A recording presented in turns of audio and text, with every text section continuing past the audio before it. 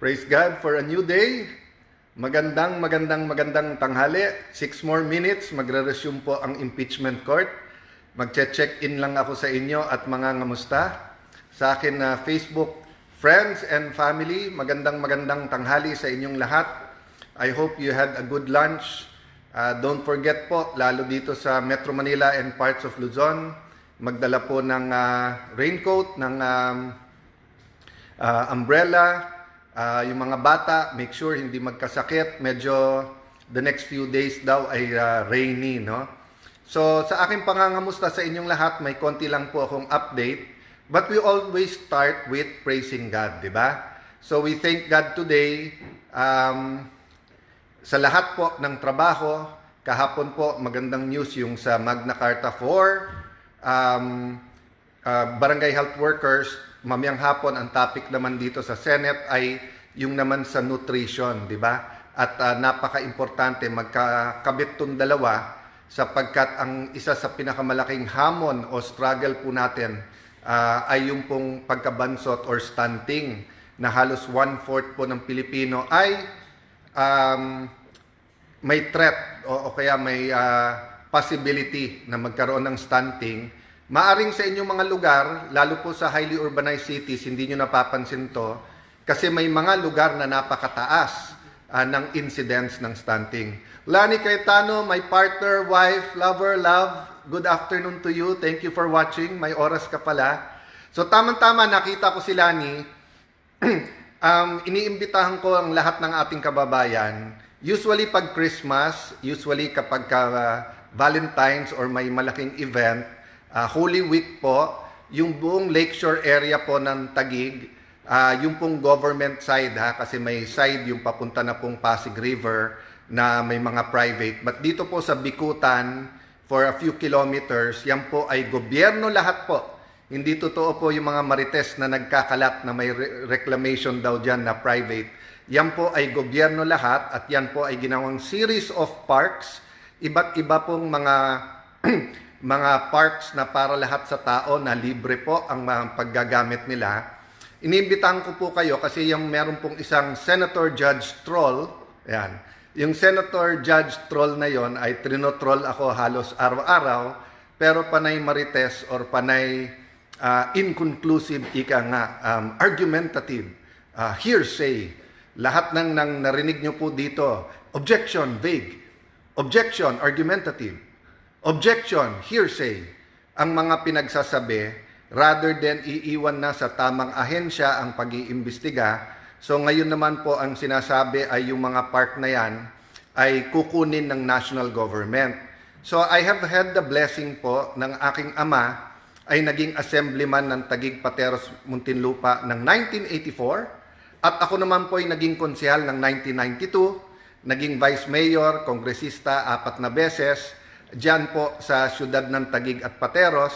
So, yung history po niyan na ilan administrasyon na po ay alam natin. In fact, ang una-una kong privilege speech po ay yung LLDA. I see the Laguna Lake, I see the authority, but where is the development? So, kung gustong tignan po ni Senator Lacson, ang ating pong Senator Judge Troll, ang development dyan sa lake, he is most welcome.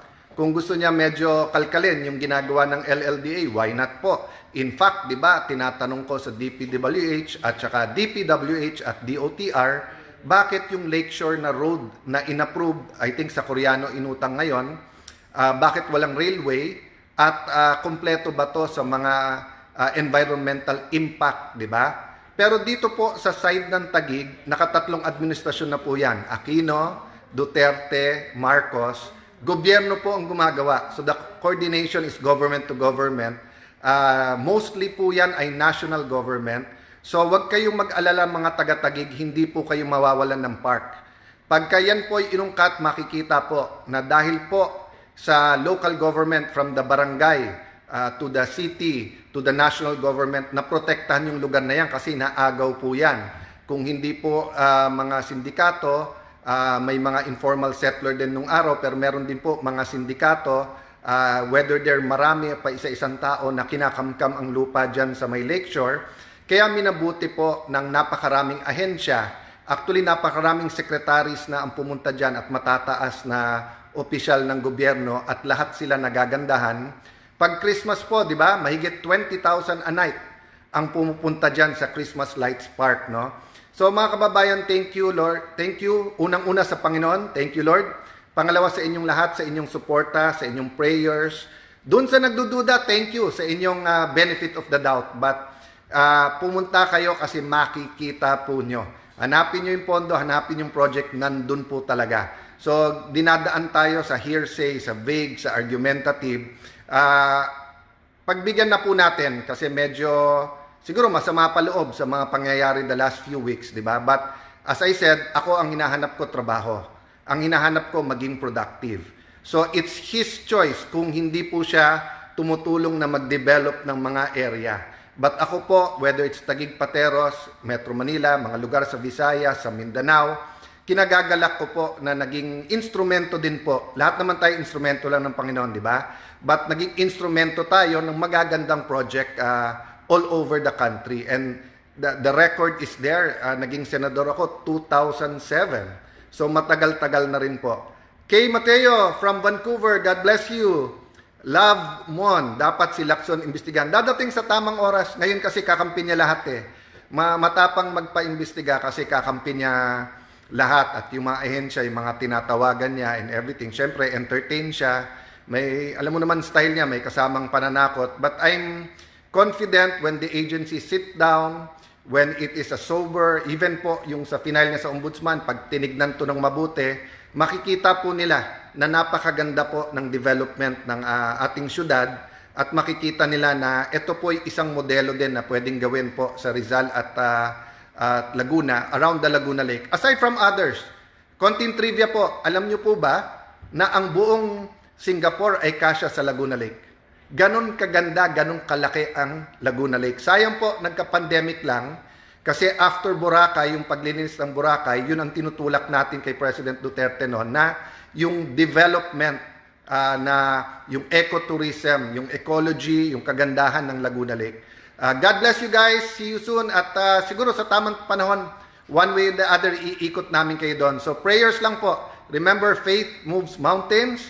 And tandaan nyo po, no, yung kung ano ang itsura. Ang akala po ata kasi ni Senator Lacson, yung Taguig of 30-40 years ago, yan pa rin ang Taguig ngayon.